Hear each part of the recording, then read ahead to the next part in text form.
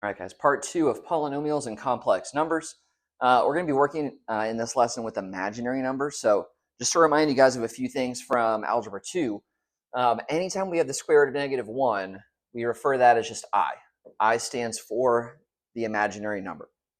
Now, when does this come up? Well, this comes up when we're solving equations, like one like this right here. X is almost by itself, but we have that exponent we have to get rid of. So to get rid of the square, we have to square root both sides. All right, so on the left-hand side, when we do that, the square is going to cancel out the square root. And on the right-hand side, when we square root both sides, we have to put a plus or minus in front. And then we have to think of a way to simplify this plus or minus the square root of -4. And so the way we do that is we just write it as the square root of +4 times the square root of -1. And the reason we do that is we know both these square roots, right? The square root of 4 is just 2, and the square root of -1 is I. All right, so that's how this comes up within a question, is when we're square rooting a negative number, it's always going to produce an I, or an imaginary number. Now, notice that anytime we have an I, again, we have to be taking a square root, which is going to lead to that plus or minus right there. So here's the takeaway from this, all right? All imaginary zeros are going to have a plus or minus. In other words, there's always going to be two of them. They're always going to come in pairs, okay?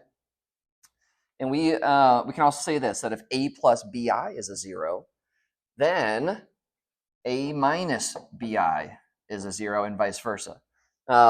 A being the real component and b being the imaginary. So for example, if we were told that 2 minus 3i is a 0, there has to also be a 0 at 2 plus 3i.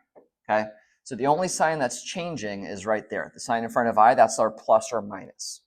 Okay, we could also think of it as a plus or minus bi, like that. Okay, so here's our first example. It says the following are zeros of f of x. List all other zeros that f of x must have. So we know that x equals 2i is a 0.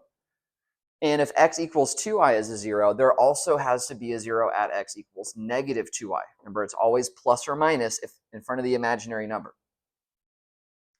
We're also told that 3 minus 4i is a 0. So that must mean that 3 plus 4i is a 0. We're only changing the sign in between the two, because it's just the sign on the imaginary number that has to be plus or minus.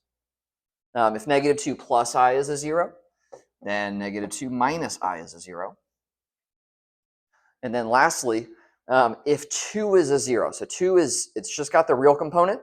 So if we're thinking about it being a complex number, a plus bi, this is a. There is nothing here, and so there's not another 0 we can take away from that. It might have other zeros, but we're not going to say it's a 0 at -2, because it's just the real component that we know, not the imaginary.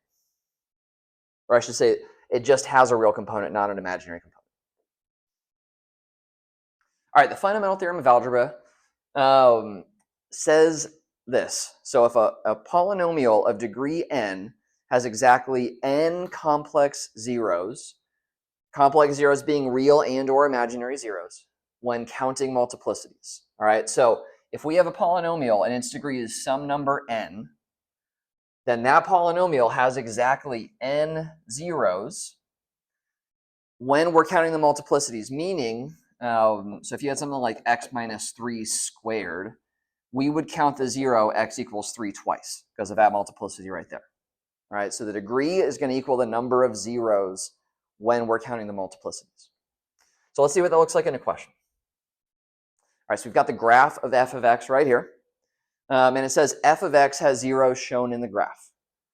And it is known that x equals 2 plus I is also a 0 of f of x. What is the least possible degree of f? So to answer this one, let's look at the graph first. So we have a 0 here, and that 0 crosses through the axis. And we know that if something crosses through the axis, it's got an odd multiplicity. Now, we're looking for the least possible degree. So what's the least possible multiplicity that's odd? Well, that would be 1. So we're going to say this 0 has a multiplicity of 1. I'm going to put m equals 1, multiplicity equals 1. Now, there's a second 0 over here that bounces off the x-axis. And anytime the graph bounces off the x-axis, that tells us that it's an even multiplicity. So what's the least possible even multiplicity? That would just be 2. Now, embedded in the question, there's another 0. So we had 2 zeros over here, or 3 if we're counting them as all separate. And then there's another 0, x equals 2 plus I. And so if there's one at 2 plus I, then also x equals 2 minus I is a 0. So what's the least possible degree? Well, again, imaginary numbers always come in pairs. So there's 2 imaginary. It looks like there's only 2 real, but there's 3. It says to count the multiplicity however many times it's listed there. So 3 real zeros, 2 non-real zeros, the degree has to be 5. And that's the least possible degree. All right, we're going to go ahead and stop there. There's going to be a total of 4 parts in this, so we still have a lot more to learn. But that's it for this one. And yeah, stay flawless.